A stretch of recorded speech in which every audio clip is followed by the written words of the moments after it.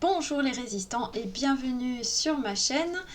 Aujourd'hui nous allons parler de l'accueil d'une personne âgée dans son domicile, que ce soit votre père ou votre mère ou éventuellement un autre parent que vous pensez accueillir chez vous. Je vais essayer de vous donner quelques pistes et je vous invite vraiment à me poser des questions en commentaire, j'aurai vraiment plaisir à répondre. Avant de continuer, je me présente, je m'appelle Christine, pour les personnes qui ne me connaissent pas, je suis ergothérapeute et je travaille auprès de personnes âgées depuis plusieurs années et je viens ici vous donner des conseils pour vous qui avancez en âge et qui voulez rester en forme ou pour vous qui accompagnez une personne âgée, que ce soit de façon professionnelle ou dans le cadre de votre vie personnelle.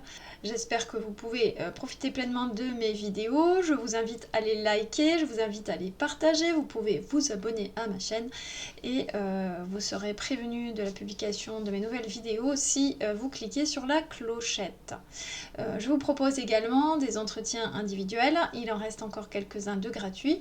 Vous pouvez regarder ça sur Calendly. Là on traitera ensemble les problématiques qui vous préoccupent et j'essaierai de vous orienter de mon mieux. Donc aujourd'hui, on va se demander quels sont les éléments indispensables pour accueillir chez soi son parent. Donc c'est un questionnement qui peut vous intéresser si vous êtes sur le point d'accueillir un de vos parents ou si vous êtes le parent en question. Ce sont des questionnements généraux. Il n'y a pas de bonne et de mauvaise réponse. Il y a des situations particulières et il faut évidemment peser le pour et le contre, les avantages et les inconvénients. Et donc aujourd'hui, on va faire un petit parcours rapide des questions à se poser. Alors, bien entendu, la première question, à mon avis, à se poser, c'est pourquoi ? Pourquoi vous voulez accueillir votre parent ? Pourquoi vous voulez aller chez vos enfants ? Bien entendu, en général, la réponse, ça va être de, évidemment, éviter l'EHPAD. Ça va être que la personne n'est pas en capacité de rester toute seule et que vous êtes en train de chercher des solutions pour que le départ du domicile soit positif. Donc, c'est pourquoi je vous pose la question, pourquoi votre motivation doit être claire ? Pourquoi vous voulez éviter l'EHPAD ? On comprend bien en général, il y a beaucoup de craintes qui sont parfois justifiées, parfois non, sur le fonctionnement des EHPAD. Il y a des avantages et des inconvénients à l'EHPAD, mais il est bien entendu que vivre dans un milieu, je dirais, un milieu naturel, où on est entouré de gens de différents âges, c'est toujours beaucoup plus stimulant que d'être dans un environnement où il n'y a que des personnes âgées, ça c'est certain. Mais d'un autre côté, l'EHPAD peut apporter un espace aussi relationnel, peut-être un peu plus riche, mais ça dépend vraiment des cas. Alors, première question à se poser, est-ce que vous disposez du temps et de l'espace nécessaires ? Donc, si vous allez accueillir votre parent, il faut voir quel est son besoin d'assistance. Est-ce que c'est une personne qui a besoin d'une présence humaine constante ou juste ponctuelle aujourd'hui, et de quel type d'assistance vous êtes capable. Est-ce que vous travaillez ? Est-ce que vous travaillez à temps partiel ? Est-ce que vous travaillez à temps plein ? En sachant qu'une situation n'est pas fixe et que la situation peut évoluer, peut éventuellement se détériorer et il peut y avoir un besoin supplémentaire de surveillance. Donc ça, c'est un premier élément à prendre en compte. Donc est-ce que vous pouvez, vous, personnellement ou tous les membres de la famille, apporter cette surveillance, ou est-ce que vous allez devoir quand même envisager qu'il y ait des intervenants ? Si vous envisagez des intervenants, cela peut être des intervenants que vous allez payer de votre poche ou pas. Hein, vous savez qu'il existe des services de soins à domicile, par exemple, qui vont assurer la toilette, l'assistance à la toilette, il y a des services infirmiers. Par contre, tout ce qui est assistance au domicile, en général, là, ça va être plus de votre poche. Donc, voir qu'est-ce que vous pouvez faire sur le plan économique, de quoi est-ce que vous disposez. Donc, l'autre élément dont on a parlé, c'est est-ce que vous disposez d'un espace suffisant. Donc, pour une personne âgée, c'est pas qu'on ait besoin d'énormément de place, mais on doit surtout avoir un espace adapté, donc avec le moins de changements de niveau possible. dans le meilleur des cas avec un accès simple à l'extérieur. Mais surtout, le lieu clé un peu c'est la salle de bain. Est-ce que la salle de bain va vraiment être adaptée ou pas? Et dans le cas où elle ne l'est pas, est-ce qu'il est possible pour vous d'effectuer des changements? Vous avez des vidéos sur l'adaptation de la salle de bain, vous pouvez la consulter. Si vous avez des questions, je pourrais vous en dire plus. Donc l'espace de vie fondamental d'une personne âgée, ça va être la salle de bain adaptée, ça va être une chambre également pas trop encombrée, avec un espace de circulation, avec un lit suffisamment haut, et éventuellement la possibilité de mettre un lit médicalisé à un moment donné, c'est quelque chose à prendre en compte aussi. Donc il ne nous faut pas une chambre microscopique parce qu'il faut quand même un petit peu d'espace, surtout si la personne va avoir besoin d'un petit peu d'aide pour l'habillage en particulier ou pour les soins. Et bien entendu qu'il y a un petit espace de vie dans lequel la personne peut se déplacer ou s'installer, un fauteuil confort, un fauteuil releveur dans le salon, ce serait idéal. Et s'il y a un accès au jardin à l'extérieur, alors là, c'est merveilleux. Donc ça, ce sont les aspects, on va dire, vraiment purement concrets, physiques. Ensuite, on peut se poser la question de l'état de santé. Donc c'est évident qu'avant d'intégrer une personne chez soi, il faut voir quels vont être les besoins en termes de santé et les possibles évolutions. Si vous avez une personne qui est juste âgée avec des petites difficultés sensorielles ou de déplacement, des problèmes de vue, qui marche un petit peu plus lentement, etc., vous êtes face à une personne qui vit un vieillissement normal, à ce moment-là, il n'y a rien à envisager de particulier, espérons que ça dure et mettons en place tout ce qui est nécessaire pour le maintien d'une bonne santé. S'il y a des problèmes de santé en cours, il va falloir évaluer quand même avec le médecin quelles sont les perspectives d'évolution pour pouvoir anticiper des besoins à l'avenir. Je ne sais pas s'il y a une maladie respiratoire, est-ce qu'il y aura besoin de soins supplémentaires, est-ce qu'il y aura besoin d'un respirateur, est-ce qu'on a tout ce qu'il faut pour que ce soit faisable, par exemple. Ou s'il y a une maladie de Parkinson, par exemple, on sait qu'il va y avoir des problèmes avec le temps, en premier lieu, moteur, donc de déplacement, etc. Et éventuellement la nécessité d'un fauteuil roulant. Donc ça va avoir des implications sur votre quotidien et puis au niveau de l'espace. Donc c'est des choses qu'il faut prendre en compte pour ne pas être pris au dépourvu et pour pas être déçu après de ne pas pouvoir soutenir ce maintien à domicile dans le temps.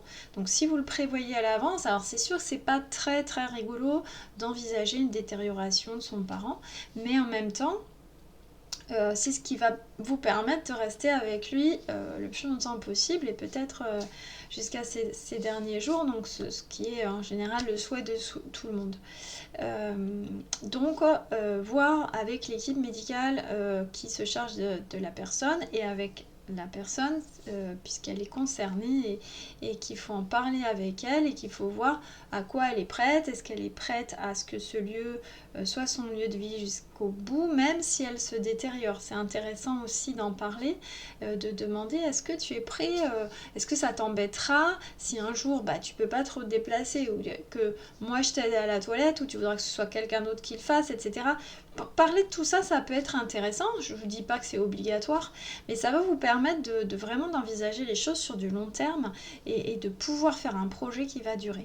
L'autre aspect qui est important de prendre en compte, et pour moi là ce serait le seul bémol que je mettrais à un maintien à domicile chez les enfants, c'est s'il y a des troubles cognitifs importants, donc s'il y a une diagnostic d'une démence, là il va vraiment falloir prendre conseil et se rendre compte qu'il risque d'y avoir un moment où vous allez arriver à vos limites et que ces limites il faudra les anticiper. Donc dans le cas d'une maladie de ce type-là, je vous encourage vraiment à avoir un suivi avec une équipe médicale, par exemple avec l'ESA, l'équipe spécialisée Alzheimer, qui ne s'occupe pas que de la maladie d'Alzheimer, mais qui va pouvoir vous accompagner à un moment donné si ça devient un petit peu compliqué, pour faire une transition après vers un système institutionnel si le besoin s'en fait sentir. Sachez qu'il y a beaucoup de familles qui craquent avec ce genre de pathologie. C'est très très difficile à soutenir à partir d'un certain moment. Alors ça peut aller très très bien pendant des années, donc bien entendu que je vous encourage à accueillir votre parent si vous le souhaitez, mais sachez que certaines pathologies peuvent devenir vraiment très très compliquées et requérir d'une vigilance de chaque instant. Donc dans ce cas-là, ça n'est pas le même engagement. Donc il faudra dans ce cas-là quand même avoir, à mon sens, un plan B qu'on va peaufiner au fur et à mesure. De toute façon, on a le temps, c'est quand même des pathologies lentes, sauf certaines exceptionnellement, mais donc on a le temps de se retourner et d'envisager autre chose si c'est nécessaire. Mais s'il y a déjà un diagnostic posé dans ce sens-là, vraiment, prenez le temps de tout envisager et pensez au plan B. Un autre élément à prendre en compte, c'est que toute la famille soit vraiment OK. Parce qu'intégrer un nouveau membre dans une famille, ça va vraiment modifier l'équilibre familial. Est-ce que, par exemple, si vous allez accueillir votre papa ou votre maman, est-ce que votre conjoint va être OK sur le long terme? Est-ce que la relation est saine? Est-ce qu'elle est équilibrée? Est-ce que ce sera supportable? Est-ce que les tensions familiales sont apaisées? Est-ce que les enfants vont bien accepter cette nouvelle personne? Voilà, ce sont des choses à vraiment prendre en compte et à préparer. Donc s'il reste des petits éléments à mettre au clair, mettez-les au clair, parlez-en, prenez le temps de tous réfléchir ensemble. C'est un super beau projet. Voilà, mais ça peut entraîner des difficultés, donc autant vraiment en parler sincèrement entre vous. Et je vous propose de juste prendre une feuille et d'écrire d'un côté toutes vos attentes, tout ce que vous espérez de ça, pour voir si vos attentes elles sont réalistes ou pas. Et d'un autre côté, quels sont les risques, les difficultés qui pourraient se présenter. Et là, vous essayez de voir si vous êtes prêt à affronter ces éventuelles difficultés. Et ça va vous permettre de faire vraiment un équilibrage et voir si tout est OK, si vous êtes en équilibre total pour réaliser ce projet. Je ne peux que vous y encourager. Je pense que permettre aux personnes âgées de vivre en famille, c'est la plus belle des choses, c'est la plus naturelle des choses. Leur permettre de voir leurs petits-enfants, leur permettre d'avoir une vie, en fait, jusqu'au bout. C'est vraiment, vraiment chouette. Mais d'un autre côté, c'est aussi un défi, c'est aussi un challenge auquel il faut se préparer. On connaît en général assez mal la vieillesse quand on n'y est pas trop exposé et on peut se faire beaucoup d'illusions. Donc c'est important vraiment de mettre tout ça au clair. Sachez que la psychologie de la personne âgée est particulière, elle est un petit peu plus rigide. Les personnes âgées ont tendance à être plus attachées à leurs habitudes, donc ça va être important de respecter ça aussi. Comme on respecte les besoins d'un enfant, on va respecter les besoins d'une personne âgée et c'est normal. Et il faut s'y préparer, c'est pas exactement la même chose et il va falloir négocier un mode de vie qui nous convient à tous. Et surtout, si jamais il y a des difficultés qui se présentent en chemin, ne vous découragez pas, cherchez conseil auprès de professionnels en fonction de la difficulté que vous rencontrez. Et sachez que dans tout ce qui est petits problèmes du quotidien, petits problèmes pragmatiques, vous avez des ergothérapeutes comme moi qui peuvent vous donner des conseils très simples pour organiser la vie quotidienne. J'espère vous avoir éclairé. Ce ne sont pas de grandes révélations que je vous propose, mais un petit peu d'organisation pour prendre vos décisions sereinement, pour que votre projet soit un projet de croissance pour toute la famille. Donc je vous souhaite vraiment de mener à bien votre projet et de passer d'excellents moments avec votre parent. Profitez bien de lui ou d'elle. C'est souvent un moment extrêmement riche où beaucoup de petits soucis qu'on a pu avoir avec nos parents finalement se résolvent. Voilà, j'attends vos questions, vos commentaires. N'hésitez pas, on se retrouve très bientôt dans ma prochaine vidéo. Au revoir les résistants!